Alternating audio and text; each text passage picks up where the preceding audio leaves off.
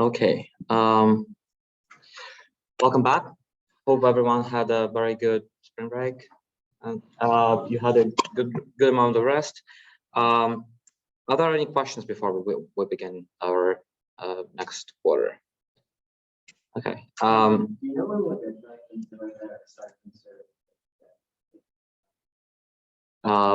the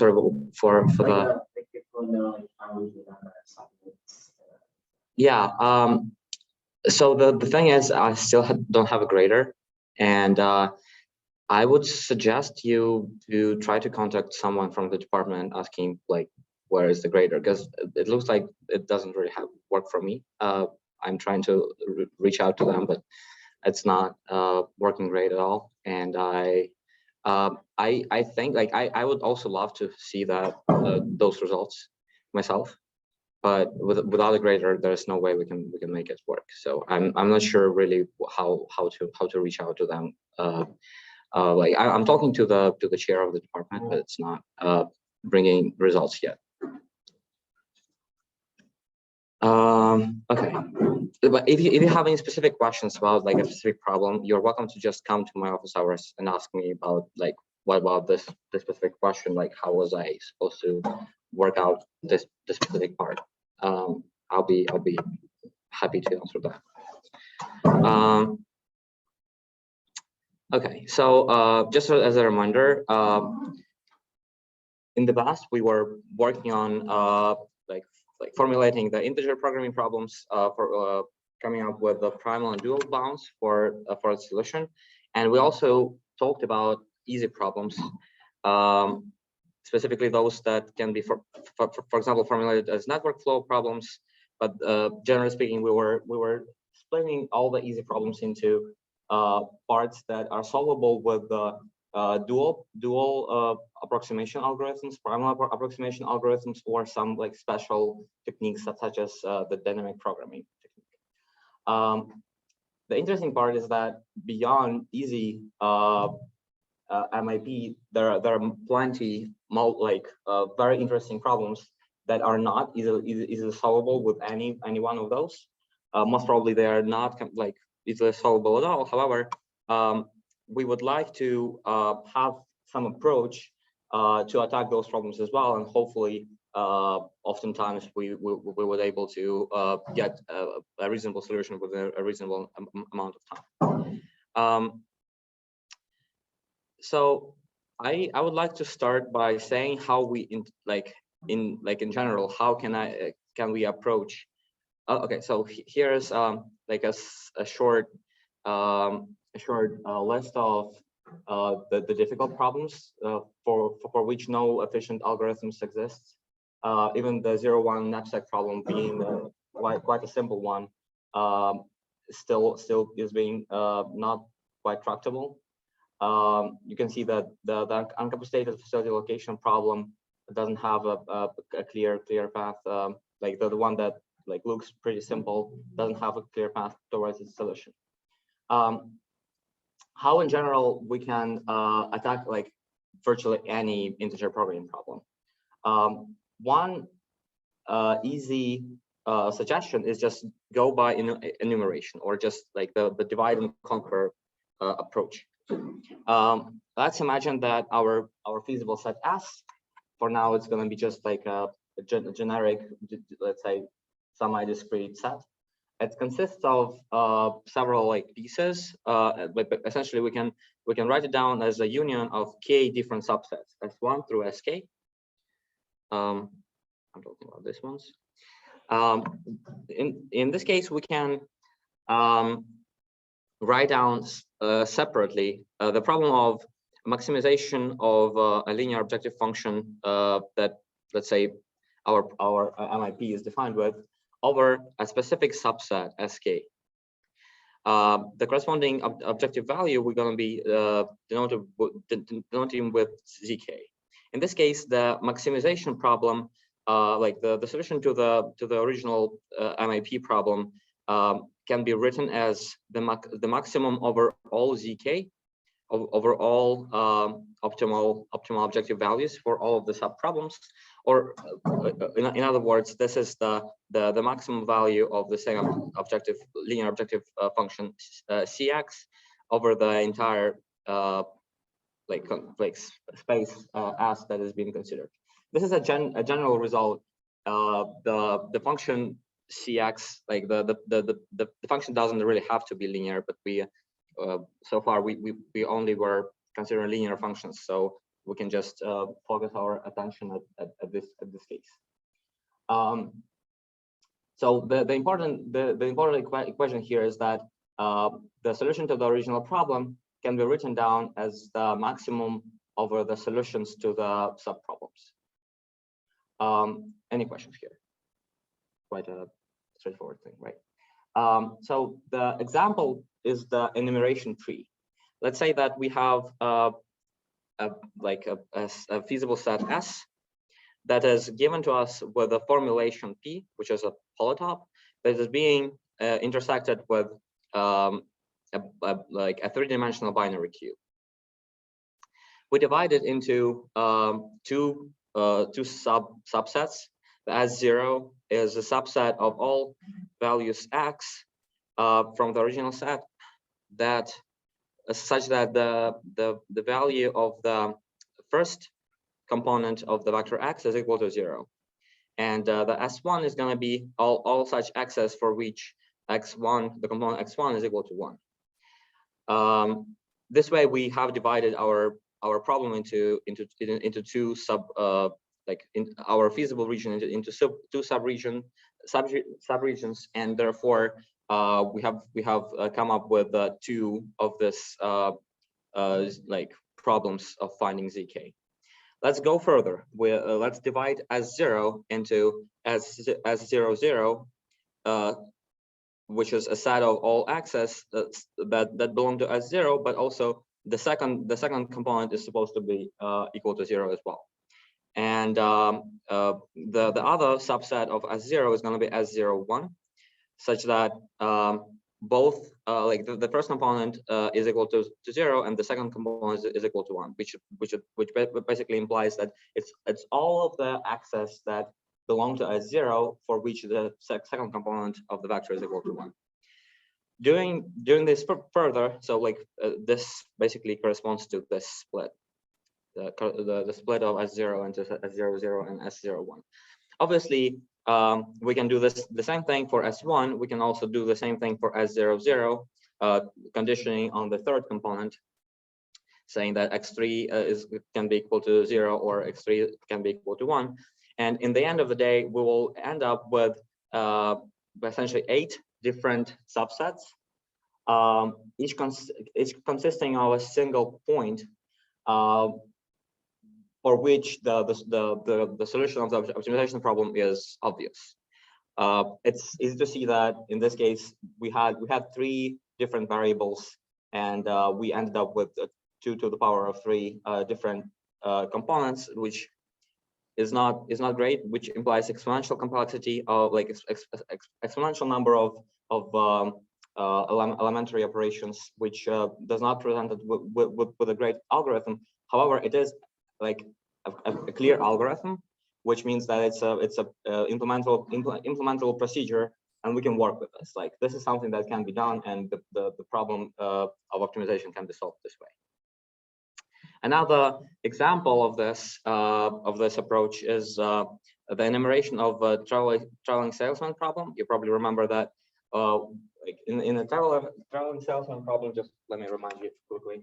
We have a graph, and there are like this the nodes are the cities, and we have a traveling salesman who is spending Cij in order to travel between city I and city j. And we would like to find a cycle, a Hamiltonian cycle that goes through each node exactly once of the smallest cost C. So let's say that S, I1, J1, I2, J2, and so on, Ik, Jk is the set of all tours containing arcs I1, J1, I2, J2, Ik, Jk, where we do not, like for now, we are not even saying what those what this k is and what are those i's. It's just a notation. Like one way to do multi-way branching, like in the previous example, we were doing only two-way branching of that. Now we can start doing multi-way branching. For example, if we have a graph of 4 nodes, there like, and we know for sure that we have like a cycle should have had an edge that leads the node 1. Therefore, at least one of the edges 1, 2, or 1, 3, or 1, 4 has to be in the cycle. And therefore, we can safely split the total set of our subtours or of our tours into 3 different subcategories. The first subcategory will have the edge 1, 2 in its path. The second one, the second subcategory will have the edge 1, 3, and the third subcategory is going to have the edge 1, 4. So basically, by conditioning on a specific expression, logical expression, you can make a multi-way branching that will always lead you to essentially n-1 factorial subtours eventually, which is also a very, very big number. If like n is our number of nodes, this is obviously an exponential number. So coming to the question of combinatorial explosion, I already said that exponential number of elementary operations is extremely large. However, I just like to demonstrate how big it is. If you have n to be equal to 10, so in this table you essentially can see how quickly log n grows, like very slowly. The square root of n, the n squared, which is like basically everything up to here is considered to be a more or less efficient algorithm, and then 2 to the power of n grows extremely fast, and the n factorial, like we don't really even have numbers to talk about n factorial where n is equal to 1,000, and n being equal to 1,000 is a very realistic number, right? We have more than 1,000 cities in the US, for example. Okay. So we need to do something about this combinatorial explosion. We cannot just use this divide and conquer method by itself. We need to figure out something more clever. Any question up to this point about the divide and conquer principle? Nothing. Okay. So the more like the clever way to improve this divide and conquer principle is called the implicit enumeration. Essentially, we are still doing the same thing where we are dividing the set S into subsets, k subsets, for each of the like which leads us to k subproblems of maximization over sk of the objective function cx. This like the objective value of this problem is zk, but we understand that sometimes it's unrealistic to actually figure out the solution to the problem itself. Therefore, we assume that, however, we assume that some approximation or some bounds on this value zk are possible, especially given that we have already learned a lot of techniques to obtain upper and lower bounds, primal Dillon bounds for the optimal solution. We can assume that there are efficient algorithms to obtain the lower bound on zk and the upper bound on zk that are denoted with underscore and overscore of zk. If we are talking about the solution to the original problem, then the availability of this upper and lower bounds give us an idea about, like, actually will give us the upper and lower bound on the original problem. So if our original problem is maximize cx over the entire region S, with the optimal objective value being equal to z, then the lower bound on z can be written as the maximum over all of the lower bounds over the of subproblems k. Let me actually provide you with a picture here. So what I'm talking about is, let's say that you have split your entire region into 4 different subregions, and for each subregion you have upper so there's some function that is defined over all of them, and okay, let me actually make this two-dimensional so that it's easier to measure. There is some function and there's a region, and I have split this into, let's say, 2 pieces just to make it simpler. So the actual optimal objective value is located in the first piece. However, we can let's say that our lower bound in the first piece is located somewhere on this level, and the upper bound on the first piece is located somewhere on let's say this level, which is slightly above the correct objective. And let's say that the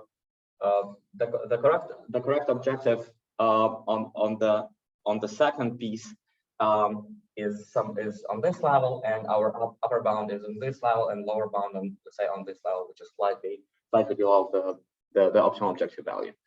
Let's take a look at how do we actually construct like a lower bound on the entire objective. I'm saying that the lower bound on the entire objective should be okay. So we are let me redraw this because I'm maximizing here, right? I'll do a slightly different picture.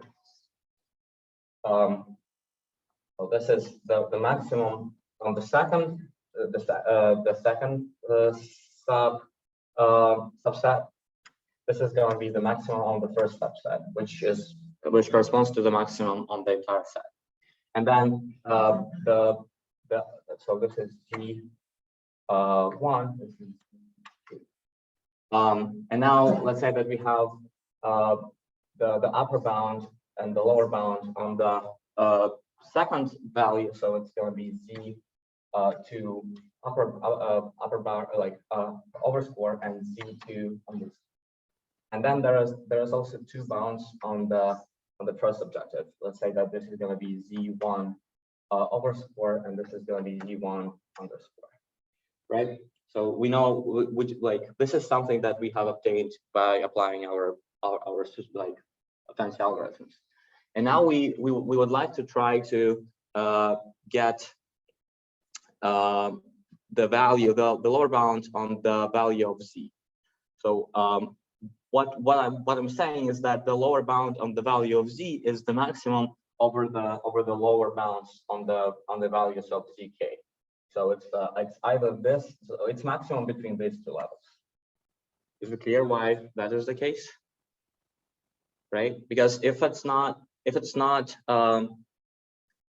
like if it was to be somewhere lower, then we would know that for example, Z1 cannot be higher, like essentially if it wasn't to be the case, then the lower bound on Z1 would not be correct, essentially.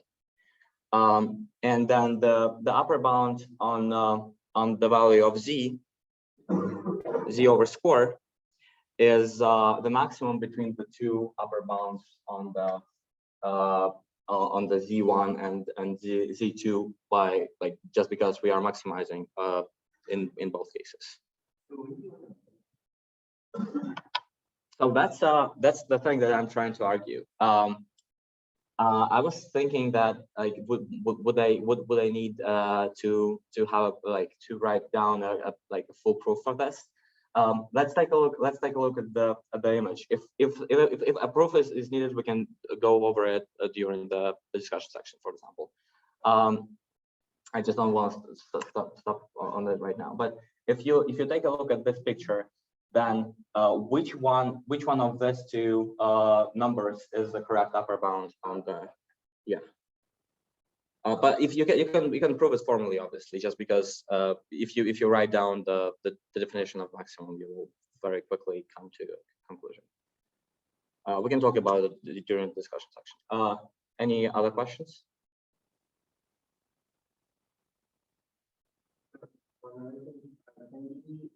The subsets like on the SK can be overlapping, or do you generate them? You mean this subset? It doesn't matter if they're overlapping or not. Yeah, that's a very good question. But oftentimes, like normally, people select them so that they're not overlapping. Just because if they are, then you are at risk of doing the same thing twice. So normally, it's more efficient to not to split them so that they are not overlapping. But nothing really breaks down if they are. Okay, so if you have obtained the upper and lower bounds for the nodes instead of but if you have obtained the upper and lower bounds for the nodes, then there is actually a way to reason around the values of the location of the optimal solution of the original problem by just looking at the bounds. Basically, sometimes we can just say that the optimal solution, for example, in this case, it's located in the subset S1, and in some cases we can just argue and say that this optimal solution cannot lie in the subset S2, just by looking at the upper and lower bounds. Let's take a look at which cases can we say something like that. Let's say that. Okay, so let's start by okay. So sometimes we are saying that the further division or further split is just that doesn't make sense. We can say that in two different situations. The first situation is when we have found the value of the optimal objective in the set exactly, so we don't have to split it anymore. Or we know for a fact that the optimal solution cannot be in that subset, in the subset SK. Let's consider the first part. So if we have found ZK, let's say that we have solved a relaxation for the second subset S2, and we have found that relaxation have given us exactly like it resulted in an integer solution. Therefore, we know that Z2 is equal to Z2 up lower bound and Z2 upper bound. We know that we have found the solution exactly. In this case, we don't really have to consider S2 we don't have to split it anymore, just because we have already found the point in splitting was to find the optimal objective value. And since we have found the optimal objective value of S2, we don't have to split anymore. Does that make sense? So in the end of the day, we can just say that we can just compare. So once we have found the optimal objective value for S1 as well, we can just compare the two optimal objective values and pick the bigger one. And that's going to be this is what is called the pruning by optimality. So we don't have to, essentially we don't have to split S2 anymore. The second point here is pruning by bound. This is something that is saying that we don't have to consider S2 we don't have to branch S2 anymore, just because we have found out that the bound we have found out that there is no optimal solution in S2. For example, we can consider the case when the upper bound for Z2 is actually below the lower bound for Z1. In this case, let's say that lower bound for Z2 is somewhere over here. when we are picking the lower bound for Z, we will take the maximum between these two values, between these two levels, and therefore the eventual lower bound for Z is going to be equal to Z1. This is going to be the lower bound for Z. And now we know that the optimal objective value cannot have a value lower than Z underscore. However, we know that the optimal objective value over the set S2 cannot be higher than Z2 bar. And in our case, Z2 bar is less or equal than Z underscore, which implies that any point of S2 cannot have a value that is higher than Z underscore.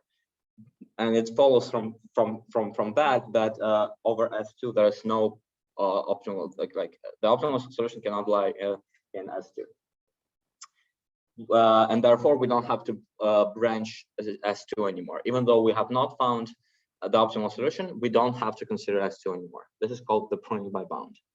And the final step is the pruning by infeasibility. If we have found out that S2 is actually an empty set, we don't have to consider it anymore, just because there's no point in we will not be able to find anything there. So these are the three kind of approaches to stop branching, and we will consider in more details each of them looking at an example. Any questions regarding what we are doing over here? How do we change this entire framework if we are considering minimum instead of maximum? What is going to be changed?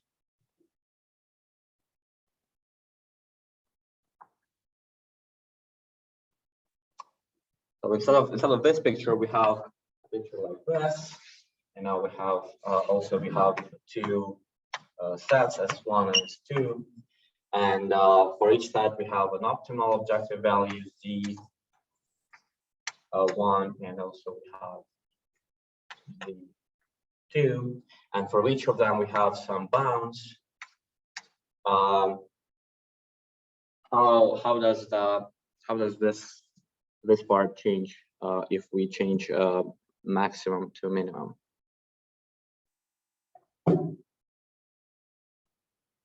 Yes.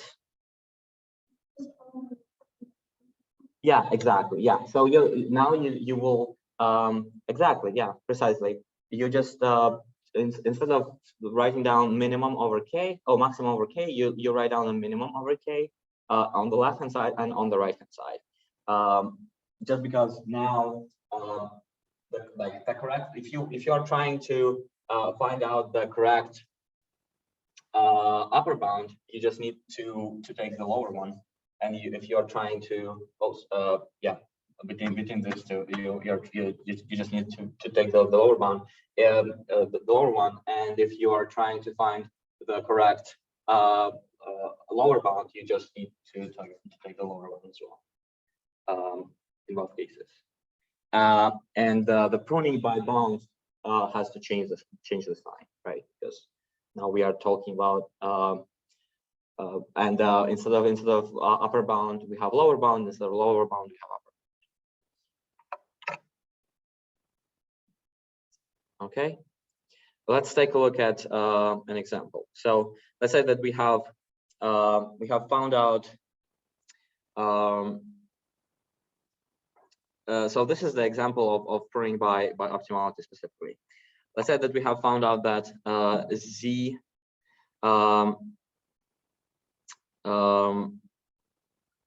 okay, let's say that we are given a set S, and we know that the upper bound for that set is equal to 27, and the lower bound for that set is equal to 13. So we have an upper bound and the lower bound. So first of all, what we and then we have found out that we have split the set S into two parts. The first part is S1, the second part is S2. And for the first part, for the S1, we have we have found that the upper bound is equal to 20 and the lower bound is also equal to 20, which implies that we have found the optimal solution for the first subset. For the second subset, we know that the upper bound for the second subset is equal to 25 and the lower bound for the second subset is equal to 15. What we need to do here is to decide which subset do we have to branch, and which how do we update the lower and the upper bounds on the original, on the optimal solution of the original problem. So first of all, let's update the upper and the lower bounds.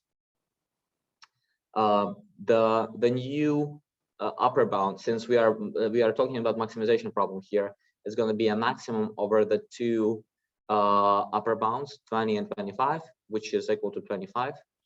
And the lower bound on the solution of the original problem, it used to be 13, and now it's going to be maximum over the two lower bounds, the 20 and 15, which is equal to 20. Therefore, 27 is now being reduced to 25, and 13 is now being increased to 20. Therefore, basically through this approximations, essentially through these bounds, we were able to kind of tighten our bounds on the solution of the original problem. And now we need to decide if we would need to branch anything or not. So we know that 20 and 20 have to bound the optimal solution of Z1. Therefore, Z1 is equal to 20, and we can prune the entire subset S1 by optimality. Optimality criterion saying that ZK has been found. Therefore, we in the future step, we will not have to consider S1 anymore at all, and we just need to branch S2 into whatever number of subsets we decide to branch it. And in the end of the when we are comparing all of the solutions that we have found, we will need to come back to S1 and compare the solutions, the optimal solution to the subproblem that is defined by S2 with the solution that we have found, which is equal to 20. Okay. The second example is pruning by infeasibility. In a way, it's a special case of pruning by optimality, since we have essentially by definition the optimal solution for an infeasible problem is minus infinity if we are talking about maximization problem. But unlike for the pruning by optimality, we don't have to come back to the subset anymore. We don't have to follow its solution. An example of such case is, let's say that we are minimizing. We are considering a minimization problem of the linear objective function over the set x1 is greater than or equal than 0.5, and we have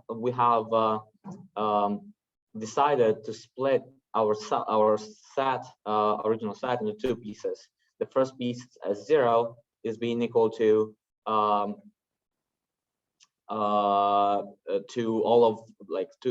feasible x's such that x1 is equal to 0.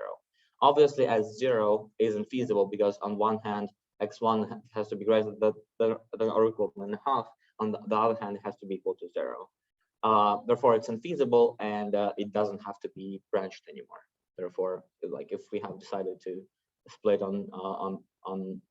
into this two subsets, specifically one of the subsets is going to be empty. Pruning by bound. So what we are doing here, once again, we have a set S with the upper and lower bound of the solution of the problem 27 and 13, and now we have S1 having two kind of bounds, 20 and 18. The upper bound on the solution of Z1 is 20, the lower bound is 18, and the upper bound on Z2 is 26, and the lower bound is 21. once again, we need to update the upper and lower bound for the original set, and also decide which of the sets we need to consider further. Let's take a look. So first of all, it's a maximization problem. Therefore, the upper bound is being updated as a maximum between two upper bounds, 20 and 26, which is equal to 26. The lower bound is going to be updated as a maximum over the two lower bounds, 18 and 21, which is equal to 21. Therefore, our new bounds are being updated from the upper bound is being reduced from 27 to 26, and the lower bound is being increased from 13 to 21. Now we see that the lower bound on Z, like the lower bound on the optimal solution of the entire set S, is equal to 21, and the upper bound on the solution of like over the region S1, which is the Z1 bar, is equal to 20. Therefore, we conclude that the optimal solution cannot lie in the set S1, and therefore S1 can be pruned by, like, we don't have to consider it anymore. We can prune it by bound, and obviously in this case we don't need to worry about S1 anymore, and we don't have to even remember its like its bounds or anything. Everything, like we will never come back to S1 anymore. And now S2 needs to be branched and see like what is the solution of the problem over the set S2. Okay. Any questions regarding how we do pruning? Yep.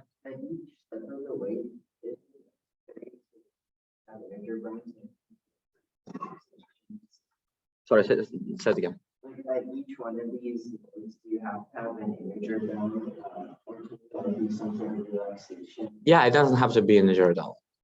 Okay. Yeah, the bounds can be anything. The thing is, oftentimes when you're talking about like integer constraints, if your variables are integer and your coefficients, the objective coefficients are integer, you would expect that the objective value is going to be integer. And so if you have a bound that is not integer, for example, an upper bound that is not integer, then you can just round it down.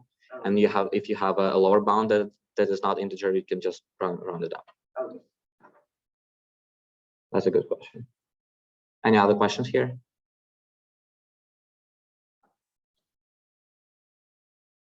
Okay. So now let's take a look at the case when no pruning is possible at all. I don't think this is a correct picture, so just ignore it.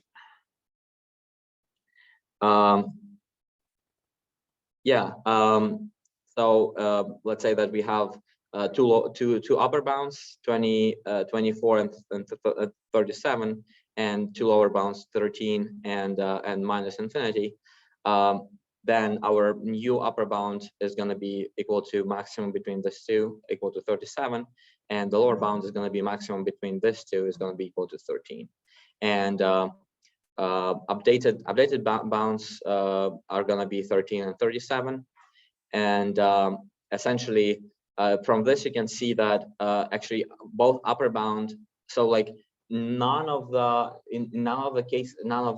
cases the upper bound is equal to lower bound, and in none of the cases the upper bound is smaller than the lower bound over the entire region, and therefore no pruning is possible for real.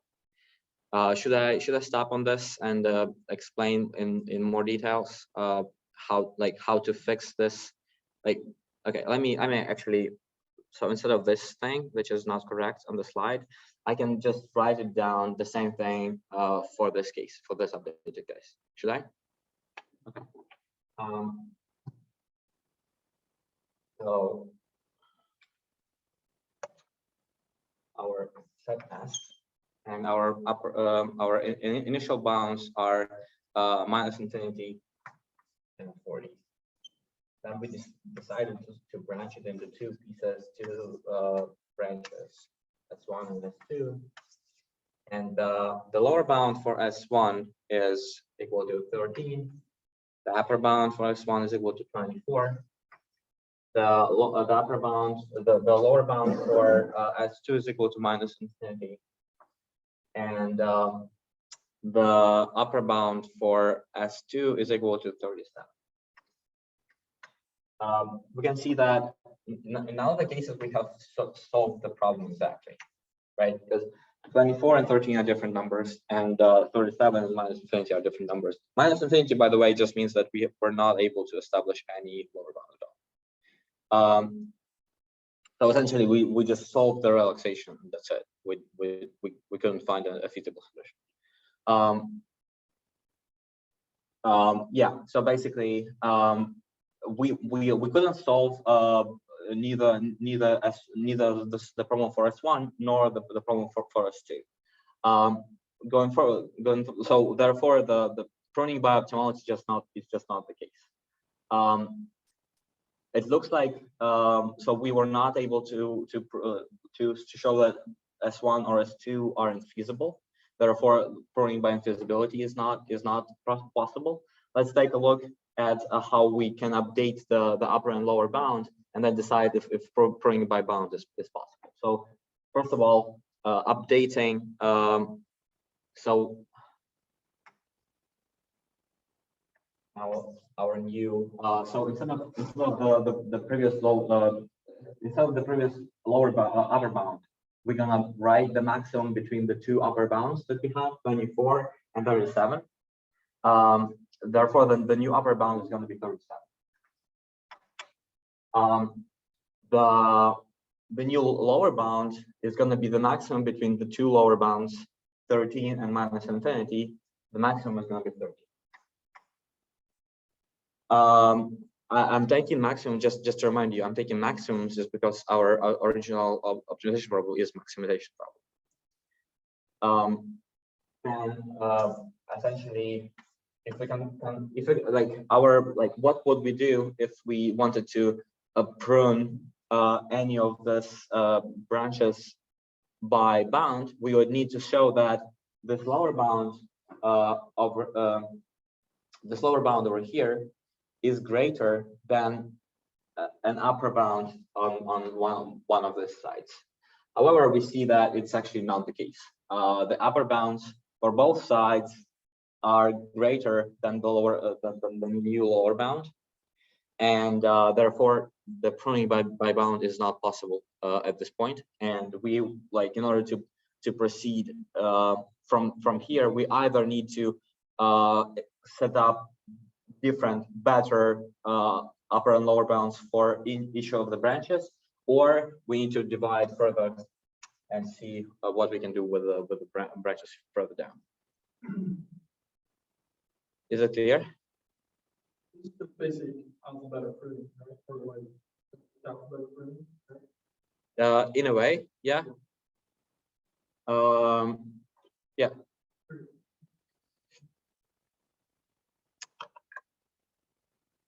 Okay. So the questions that can be raised on this topic is how to obtain the bounds, how essentially how much computation do we need to put into obtaining the bounds versus branching into more subsets, branching into more nodes. Essentially, the second question is how to branch it all, how to choose the optimal in the most efficient way the subsets into which we are splitting our initial set. In what order to examine branches, meaning that it actually might matter if we consider S1 before S2 or the other way around, trying to obtain the bounds and trying to decide if we branch them or not. So all of these questions are kind of a research questions people are trying to study. So I would also like to take a look at the example of this branch and bound, essentially this implicit enumeration plus dual bounds algorithm. Let's say that we want to solve this integer linear program. Minus 5.5 x1 minus 2.1 x2, subject to essentially two linear inequalities and also non-negativity constraint. X1 and X2 are both integer valued. We need to exploit the idea of explicit enumeration and use LP relaxations to obtain dual bounds. We don't really hope to use any other methods. So we just use LP relaxations to obtain the dual bound. Taking note that now we are solving a minimization problem for system maximization that we were solving before. So the root of the LP relaxation, the root node corresponds to the original problem, right? We just have the original problem with the original feasible set S. And we are constructing an LP relaxation in order to obtain the initial bounds. After the solution of this LP relaxation, we get, so the optimal solution here is 1.3, 3.3. And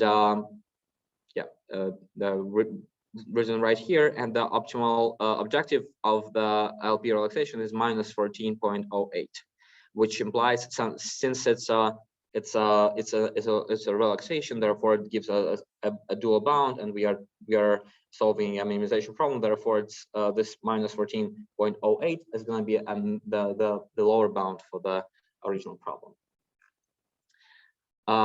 Now we need to decide to split. Essentially, we are splitting the root node into two nodes. The first node is going to be the node that corresponds to x1 being less than or equal than 1, and and second node, the second node is going to correspond to x1 being greater than or equal than 2.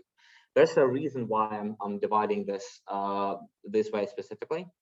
Basically, this point is 1.3, and my objective right now is to split the feasible region in a way so that this point is not being feasible anymore, because it's a fractional point. I really don't want that point to be the solution of my LP relaxation anymore, and therefore I split my region so that this point is not feasible for any of the regions that I'm considering anymore. Essentially, if you want to have a picture of one-dimensional image, you can think about having a line over which I'm looking for an integer value, and I have found a value that is not integer because it's 1.6, and then I shouldn't really I shouldn't split my region into two parts on this point specifically. I should split my region into this part and this part, because over here I know for sure that there's no feasible solutions for that problem. Therefore, I'm picking I'm picking one of the variables for in this branching strategy. I'm picking one of the variables. I could have picked x1. I also could have picked x2, because both of them are actually fractional, and I would like to get rid of fractionality in both of them. But right now, I kind of arbitrarily have picked x1, and I'm going to be dividing my I will do branching on x1 on the variable x1 specifically, and the branching on the point x1 will be the following: that x1 is less than or equal than 1, or x1 is greater than or equal than 2, just because 1.3 is between 1 and 2. Any questions here? Any questions on how I branch? After I have got the solution for the for the node for the node 1. The solution for the node 1 is x1 is equal to 1. Sorry, the solution of the LP relaxation for the node 1. It's x1 is equal to 1, x2 is equal to 3. And since it's an integer point, it's a feasible point, and therefore it provides us with a lower bound as well as like essentially with it provides us with the lower bound as well as an upper bound, and its value is minus 11.8. And since we like it's essentially it's the optimal value of the problem defined on the node, and therefore we don't have to solve anything below. We can prune this entire node by optimality. We just need to take note that x1 equal to 1, x2 equal to 3 is an optimal solution that we will have to consider in the end. The second node corresponds to x1 being greater than or equal than 2, and the corresponding LP relaxation can be solved and obtained x1 being equal to 2 and x2 being equal to 0.5. This solution is not an integral anymore, therefore it just provides us with a lower bound of minus 12.05. It's important to say that essentially this new lower bound is giving is giving us this new lower bound updates for us the previous lower bound, because the previous lower bound was is essentially the minimum between the two, minus 11.8 and 12.05. Therefore we will have to update the lower bound and write down that it's now going to be minus 12.05, and the upper bound is the minimum between the upper bound in the node 1 and the upper bound in the node 2. The node 2, the upper bound is being plus infinity, therefore the minimum between the two is going to be minus 11.8.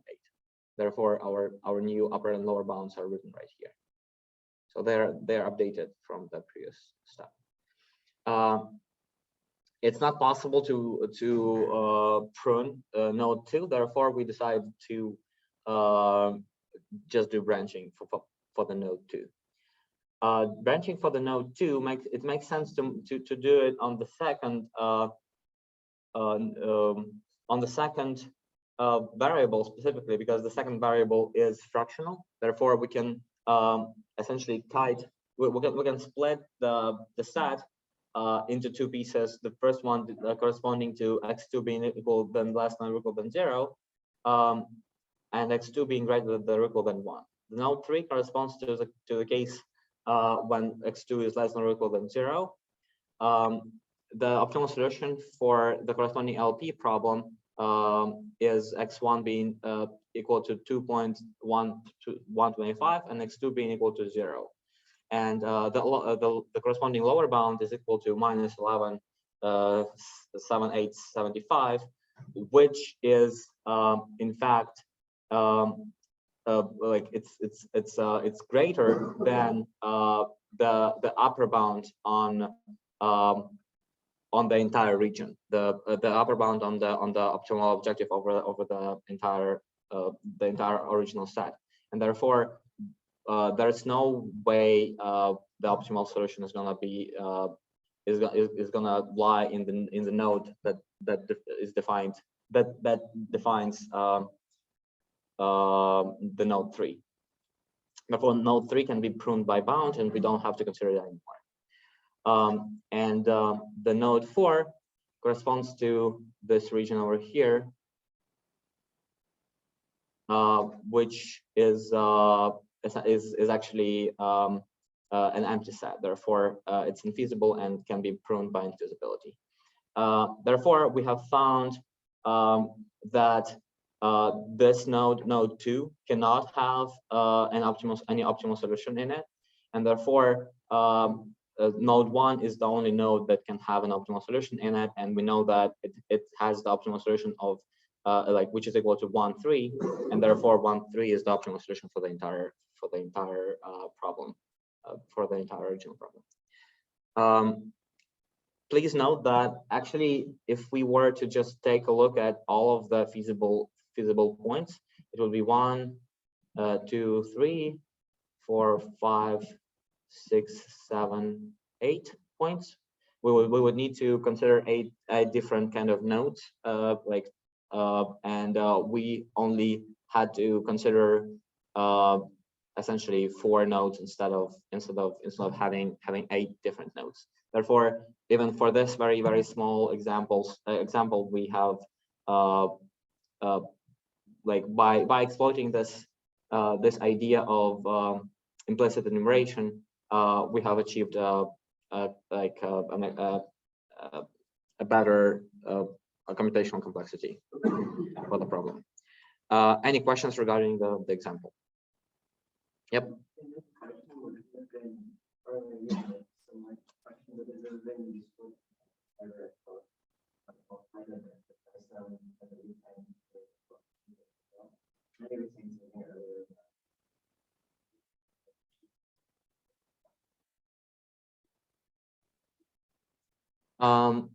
Yeah, I see what you mean.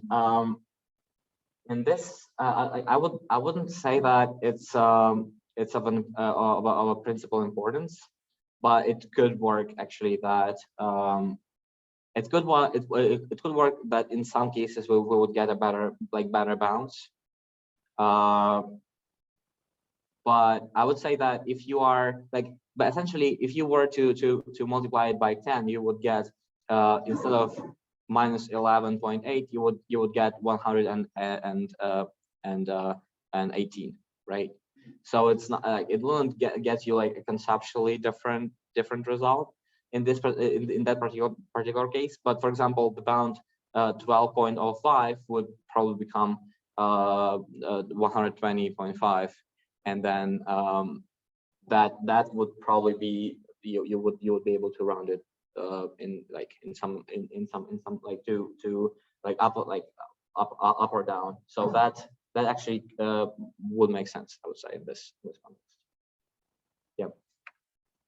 Well, it's very important to say that it's only in case of having like integer, all of the variables being integer. Oftentimes you are talking about mixed integer programming problems, in which case it's not that like you cannot really reason in this direction anymore when you have fractional numbers in the variables. Okay, so there will be a couple more examples of this approach, but I would like to summarize it by saying that what we have done just now is very well known in the optimization society as the branch and bound algorithm, just because it consists of branching and then bounding. And it's a formal algorithm. I would say it's an algorithm scheme, because for now we were just using the LP relaxations, and in each node we were just using LP relaxations. But in reality, you can exploit any of the upper like primal or dual bounding algorithms to construct the corresponding bounds. Yeah, so the partitioning of the set is called branching. Pruning, the enumeration is by optimality and feasibility of bounding. So we have three different approaches that we need to use. I would say that it's quite conceptual, that we don't have any other ways to prune subsets. Specific strategy, specific strategy would actually result in different algorithm complexity and different algorithms, essentially. How you do the branching. Sometimes it makes sense to do the dichotomies on the type of X. Sometimes you are normally, so this X bar right here is the solution for the relaxation in for example. So if you are using relaxations, you can have the solution of relaxation and then add inequalities of this type, that X is less than or equal than the floor of X bar, and X greater than or equal than the ceiling of X bar. There's also the linear programming bounding that is being used. Basically, we were using specifically linear relaxations, but other relaxations are also possible. It's important to say that using simplex method, the very well-known and widely used algorithm for LP, like linear programming solving, can be adapted so that you don't really, like, by going from one node to another, you don't really have to resolve the entire problem from scratch. By adaptation of the simplest method, you can just do resolving, which is much more efficient and easier than starting the solving of an LP from scratch. And all the recent commercial codes use that as well. Yeah, so on the topic of variable branching or bounding, I just need to say that we need to maintain a list of LPs with additional constraints. So like if we were to implement this algorithm, we had to have a list of additional inequalities that we add to our problem in each node. We would need to maintain of a set of nodes in the form of a tree, together with a list of nodes that must be solved. So basically, we have to remember which nodes we have visited or not, and it depends. Essentially, the progress of our algorithm would depend on in which order we are picking from that list. It's first in, first out, or last in, first out.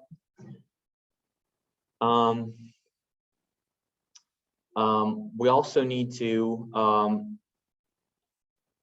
we also need to remember the lower bounds and the upper bounds on the optimal values Z for each of the nodes, and take a note of X of each solution, optimal solution that we were able to found so far. So normally the best solution is going to be the solution for the original problem when the algorithm has terminated. The entire algorithm can be written down into 5 consecutive steps. First of all, you initialize the initial node and put down the initial node into the list of nodes to be processed. You initialize the lower bound and the upper bound on the optimal solution. You also initialize the best solution, like the best point, like the best feasible point.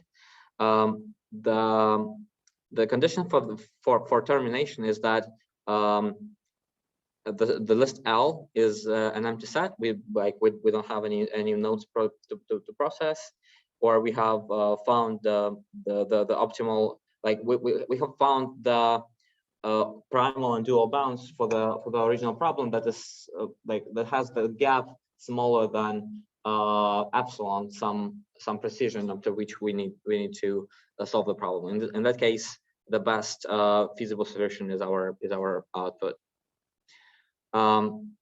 So we need to select a node from the list and then delete from the list. For that node, we need to provide with the upper and lower bounds. We need to update the upper and lower bounds on the original objective, and then we need to decide if we are pruning a node or not.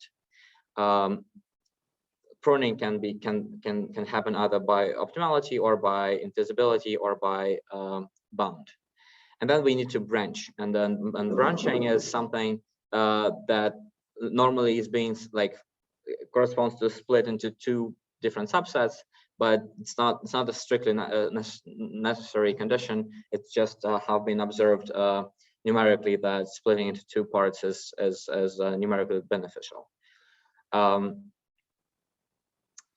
yeah, and the union of the two parts should not contain the solution that we have found on the in the previous node, so that we do not end up with the same solution twice.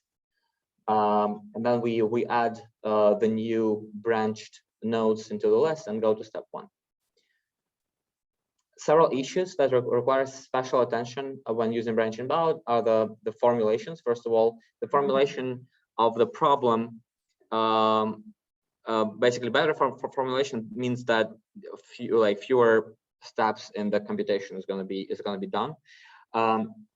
The process of obtaining better formulations before the start of the branching bound algorithm is called the pre-solving, and it's a very important step, and a lot of modern solvers are actually putting a lot of computational time into pre-solving, just because it's like the use of it is super important, and we will talk about it later. Second, the issue of heuristic. Basically, finding a good solution without doing branches is super important as well. And the better the heuristic that you're using, the faster your algorithm will converge. The third is the node selection, something that we have already discussed, and then the branching strategy. The node selection, basically there are two conflicting criteria that one can consider in node selection. First, pruning on the tree requires good solutions, providing tight upper bounds. One should descend as quick as possible on the tree in order to find feasible solutions. So basically, what I'm talking about here is that in the search tree of the branching bound algorithms, normally you cannot find good feasible solutions in this node. What you might be interested in is going as far down as possible into the leaf of the tree to find a good feasible solution, and then this feasible solution is going to provide you, for example, if you're talking about maximization, it's going to provide you with a good lower bound, and then this lower bound can be used in the original node. Like this lower bound is going to update this lower bound over here, and then this lower bound can be used in order to prune some of the branches that have not been explored yet. Therefore, one of the things that you can do, one of the things that you might want to do, is to go as deep into the tree as possible and explore it as deep as possible, in order to recover a feasible solution. On the other hand, in order to prove optimality, we need good bounds, and therefore one should choose to know the node with the best or smallest lower bound, which leads to another kind of condition, which is the best first search. Essentially, if you are having a node with a very good lower bound, you might want to decide to split that. Essentially, if you have a node with a very tight lower and upper bound, you might want to explore that instead of going very deep into the tree. You might want to explore into width if there is a node that has the better upper and lower bound on it. Practical branching bound implementations use actually both of these conditions, up to essentially mixing them up in a random order or by using some heuristic in order to decide on one or the other.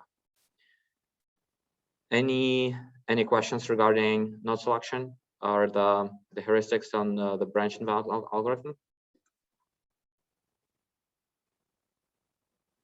Not yet. Yeah. So the topic of branching is basically it consists on in very the main idea behind branching in the original branching bound algorithm is the branching on the value of a solution obtained by a relaxation, right? However, for example, in the first node that we have had, just a reminder, the first node that we have had, we had two components that were fractional, and we could actually pick any of them in order to do branching. So we have decided to pick the first component. However, there must be like a more regular way to decide on which component to pick. The first candidate for a good way on deciding on that is is called most fractional branching.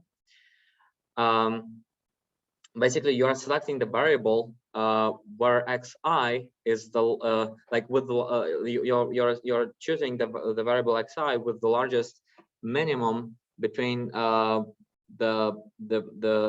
value of that component in the optimal solution of the relaxation and its ceiling, and the difference between the value of the component at the optimal solution of the relaxation and its flooring. Basically, it's basically the biggest like fractional part that you have in your solution. For example, the largest possible fractional part is 0.5, obviously, right? So basically, you would want to pick a variable for branching that corresponds to a component that has a value as close as possible to 0.5, and in this case, basically, you are saying that if you were to do rounding, you would lose the least of feasibility slack if you were to just do rounding in that node specifically. Therefore, by restricting that specific value, that specific component from being that fractional value, you are kind of intuitively you must get the most. For example, like if I have a variable, if I have a vector 1.0000001 and let's say 3.49, and I decide to do branching, this one is already kind of almost integral. There's no point in restricting this this variable, and this one is very much not integral, and therefore it makes sense to just restrict the second component of the vector, so that it's x2 less or equal than 3, or x2 is better equal than 4. Therefore, I will kind of fix it the most. Any questions on the most fractional branching? Okay, the strong branching, it's like a slightly more complicated mechanism. Basically, you are saying that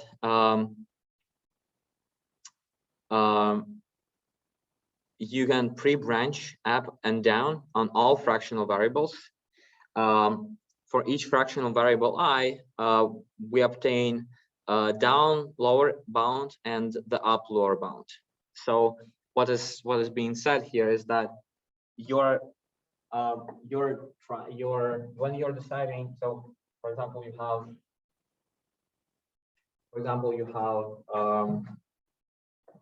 3 components. One is 1.6, the second one is 2.4, the third one is 0.9. And all of them are fractional. What you're doing is you would like to know So each of this, so now each of this components can be split, like used for branching. So if you are branching, the first component is going to be called as like the inequality x1 less than or equal than 1 is going to be the down inequality, down 1, and the inequality x1 greater than or equal than 2 is going to be called down up 1. And then there's also the inequality x2 less than or equal than 2 is going to be called down 2, and the inequality x2 greater than or equal than 3 is going to be called up 2, and so forth. So for each of this inequality, essentially corresponds to a node, and we can estimate the lower bound on that node normally quite efficiently, because we just need to solve a linear relaxation, and we can find the lower bound, and also like, so we can find lower bound for this node, we can find lower bound for this node, we can find lower bound for this node and for this node, and so forth, and then we can just select the variable with the largest effect on the lower bound to branch on.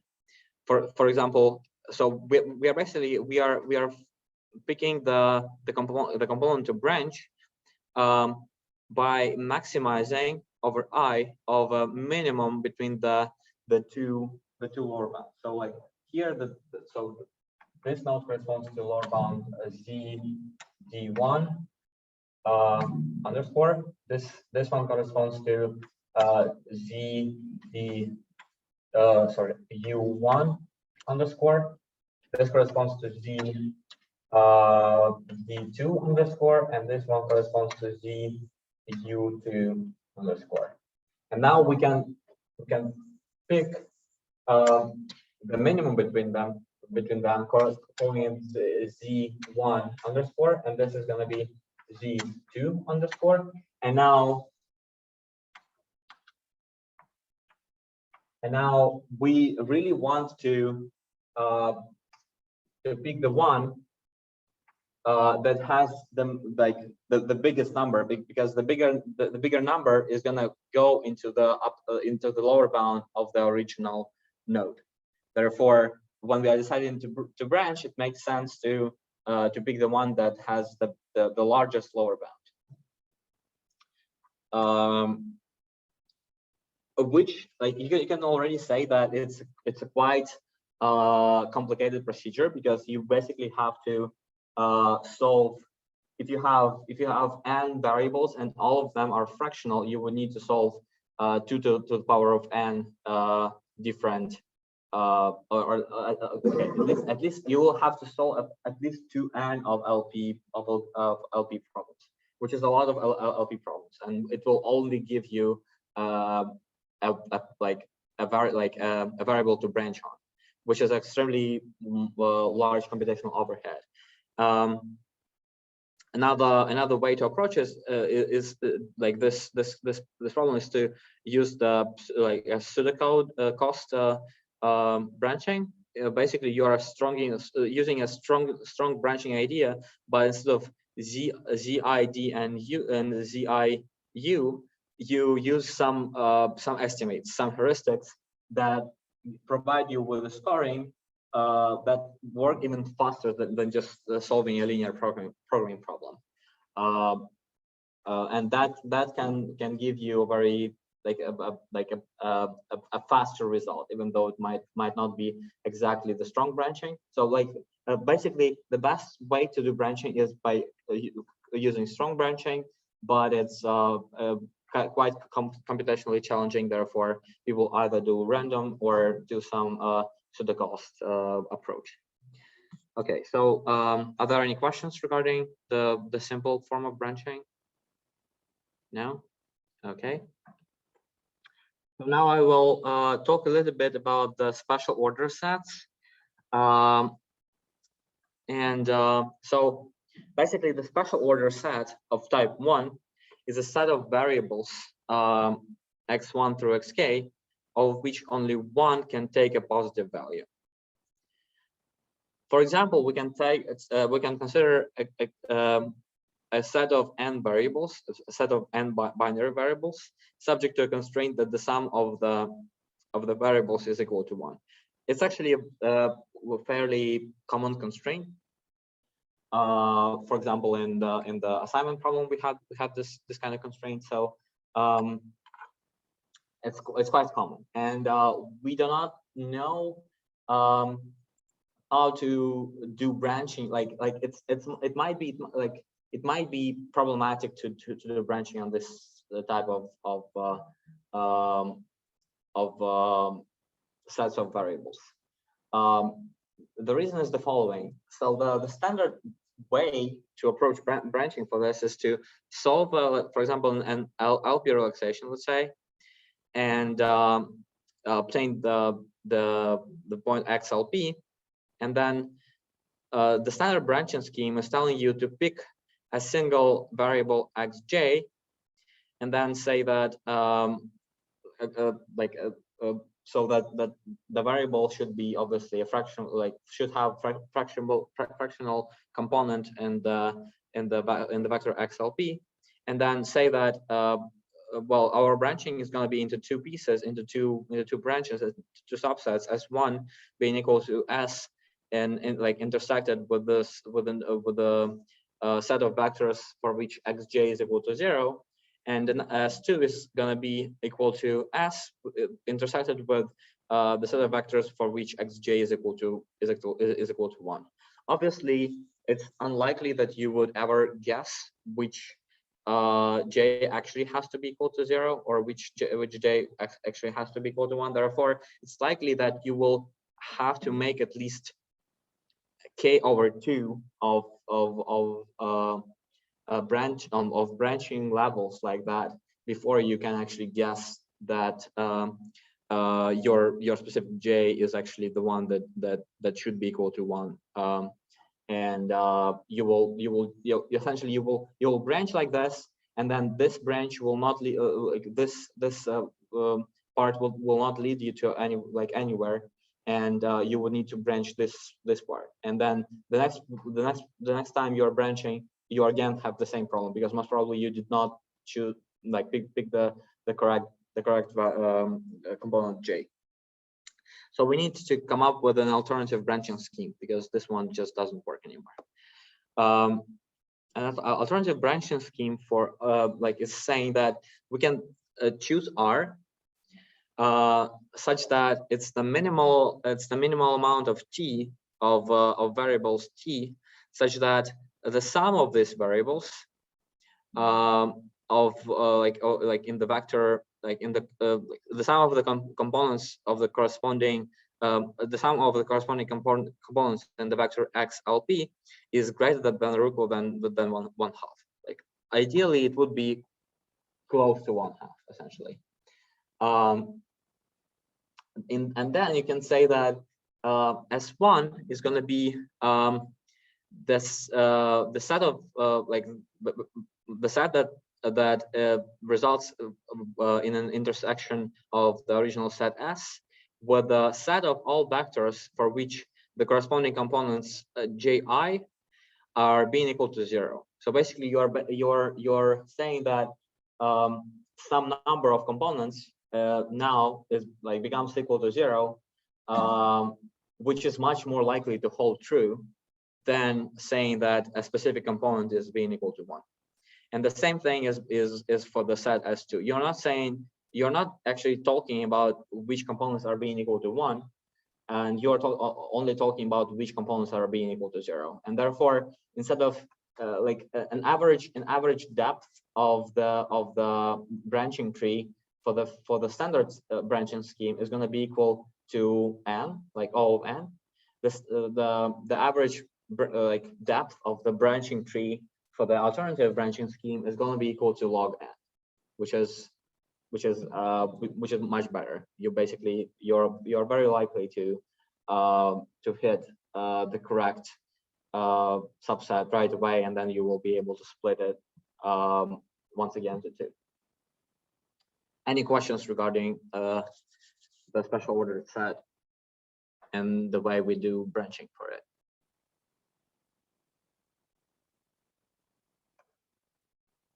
No questions?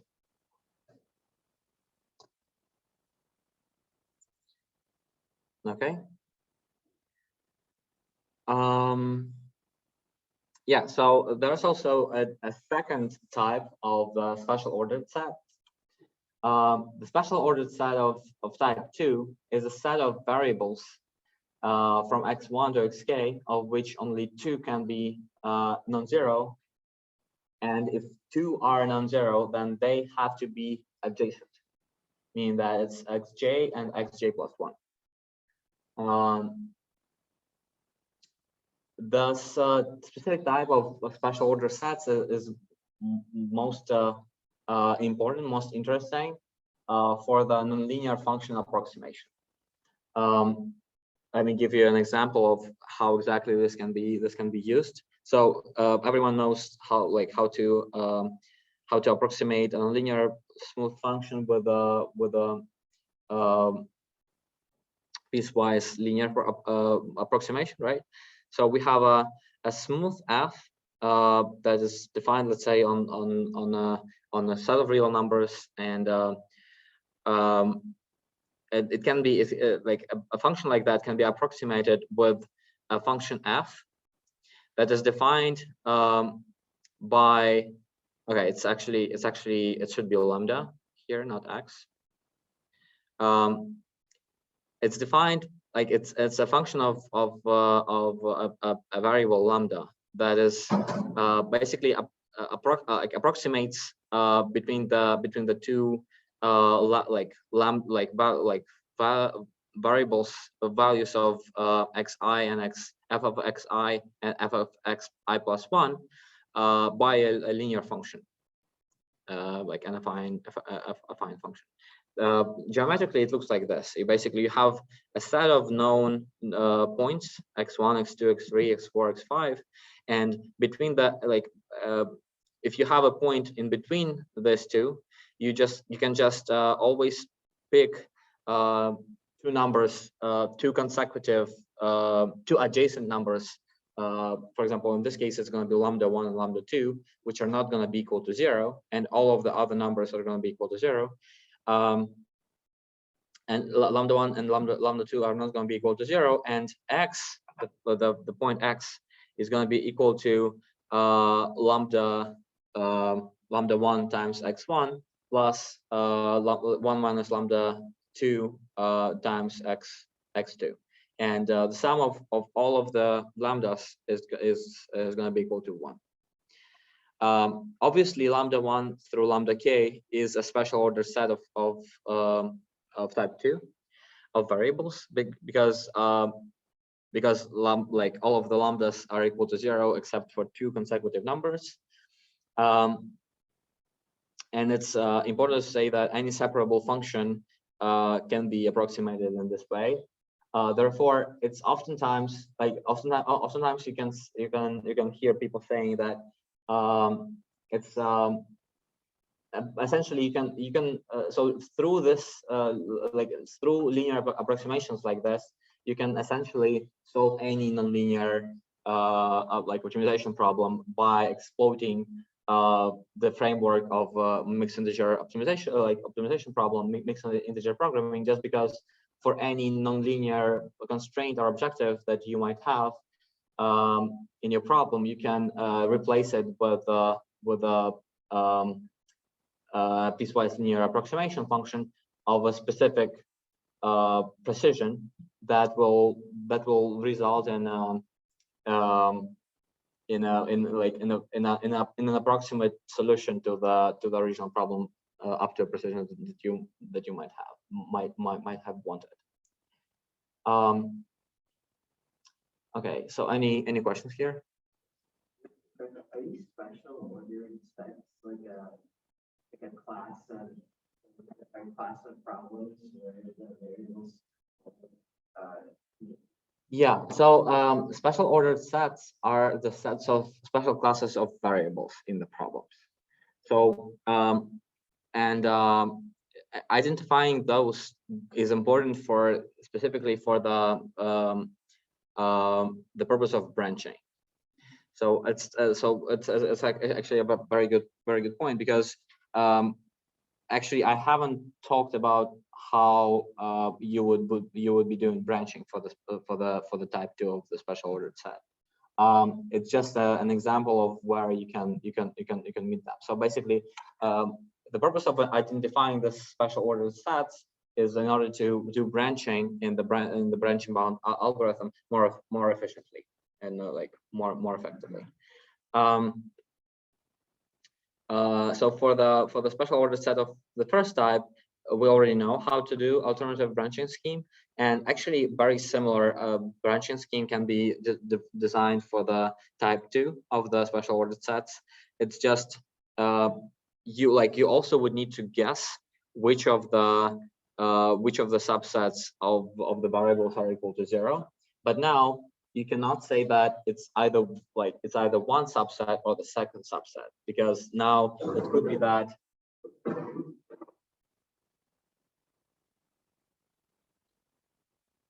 so we have lambda 1, lambda n, and you have divided it into 2 parts. The first one is this one, from lambda 1 to lambda r, and the second one is from lambda r plus 1 to lambda k.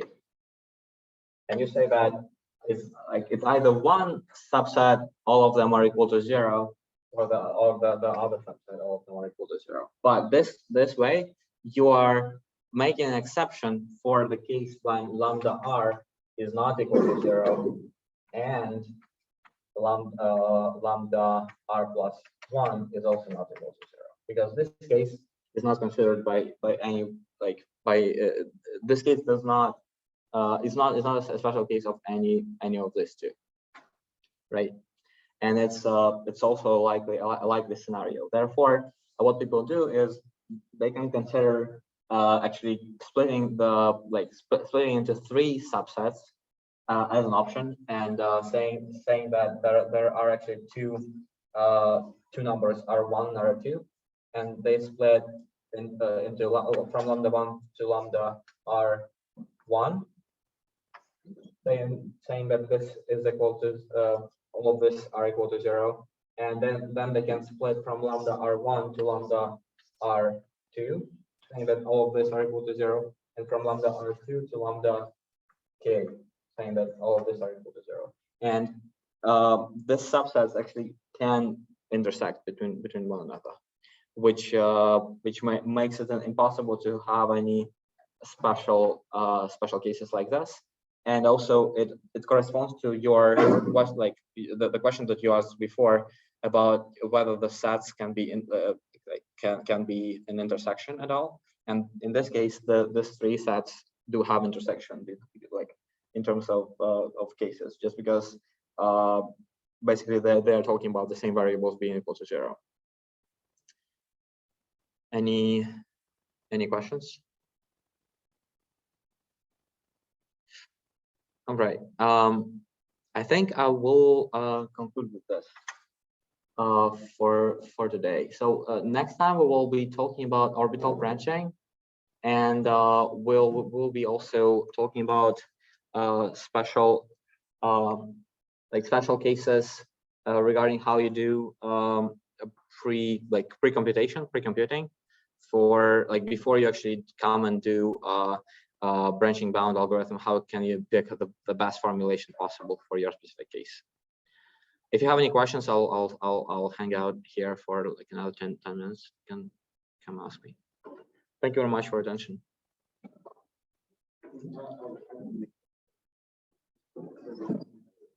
I'm not sure that I posted yet, but I do have them.